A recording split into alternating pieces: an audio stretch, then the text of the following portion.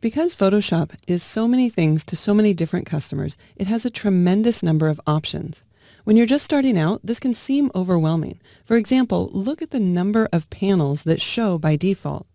Now, your panels might look different, so if they do, from the Workspace picker, be sure to select Essentials. If you select that and they still look different, then select the Workspace picker again and choose Reset Essentials. Now we're all starting at the same place. Of course, these aren't all of the panels that Photoshop has to offer. If we go under the Window menu, you can see that there are several more that aren't even being displayed. The panels that are on top, for example, the Color panel, has a check mark next to it, and we can see that in fact it is the top panel nested with the swatches. If I click on the Swatches panel to bring it to the top, and I go to the Window menu, you can see that the Color panel no longer has the check, but the Swatches panel does. If I select a panel that isn't already showing, for example, the Info panel, Photoshop will add it to this second column of panels. Some panels automatically nest with others, just like the Info panel automatically nested with the Properties panel. Now, panels can be in a variety of different states. They can be in this icon state that we see here, or they can be in their expanded view. In order to collapse the Properties and the Info panel back to their icon view, we can click on the two triangles. If you click on the double arrows at the top of a row of panels, then that entire row of panels expands. We can click it again in order to collapse them. If I position my cursor right on the border of the iconic panels and click and drag, I can actually expand them to another state. This state is called the icon with the label. In the icon with a label view, you have a grabber handle right here where you can click and drag in order to reorder those panels. If I want to float a panel, I can click on the name of the panel and then simply drag it out into the preview area here. If I want to expand it, I can click on the double arrows, and if I want to close it, I can click on the check mark. If there are panels that we don't use, say the Swatches panel for instance, and I only want to close the Swatches panel but not the Color panel, I can right mouse click or control click on the name of the panel, and then I can close just that panel. If I wanted to close an entire group, I could right mouse click and then choose Close Tab Group. If I need to rearrange a panel within a grouping here, I can click on the panel's name and then just drag it in order to rearrange it. I can also move a panel to be nested or grouped with another panel by clicking on the name of the panel and then dragging it on top of the other panel that I want it to nest with.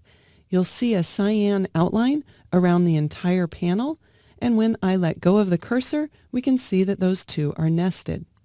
I can also create a new grouping of panels, again by selecting the Panel tab by clicking on the name of the panel and then dragging it between other panels. Here you'll notice that I only get the single cyan line, and when I release my cursor, it becomes in a group all of its own. I can then add additional panels to that group by selecting the name and then dragging and dropping them into Nest. If I want to add additional columns of panels, I can select a panel and then drag it in between. Now we see the cyan line going up and down vertically, and when I release the cursor, it adds that as an entirely new column. If I want to drag another panel and add it to that, I can click and drag, and when I position it at the very top or at the very bottom, I'll get that cyan line where I can release the cursor and nest the info and the paths together in the same column. If I want to minimize any of the panels, I can double click on the tab for the panel in order to minimize it, and if I want to reveal its contents again, I simply single click on it. You can even move your tools if you want to dock with your panels. You'll see there's a grabber icon at the top of the tools. I'll select that, drag it over, and when I see that cyan line, I can drop it. If I want to temporarily hide all of the panels at one time, I can tap the Tab key. Now, they're just hidden And if I position my cursor over to the right-hand side of the screen, you'll notice that they'll pop out so that I can see them, and I could do something like select a layer or a color. And when I position my cursor outside of that grouping of panels, they will automatically hide again. If I tap the Tab key, I can bring back those panels. Let's go ahead and reposition my tools back on the left-hand side. If I tap the Tab key again, you'll notice that not only do the panels hide, but also the tools. I'll tap Tab to bring them back, and this time I'll add the Shift key and tap the Tab key. That only hides the panels, but the tools remain visible. I'll use the Shift key again with Tab to bring back those panels. I can also show my tools in two columns if I want to by clicking on the double arrows. If I want to bring them back to the single column, I'll click the double arrows again. Most panels also have flyout menus. For example, if I click on this icon on the Layers panel, you can see that I have a number of different options. If I wanted to change my panel options, for example, I could select that, and then I could change the thumbnail size, making it larger, or change thumbnail contents or any of the other options. For now, I will go ahead and set that back to what it was, and then click OK. Now, in order to reset our panels, we'll select from the workspace to Reset Essentials. And now we're back to where we started. So as you can see, it's very easy to customize the panels that you use most often in Photoshop.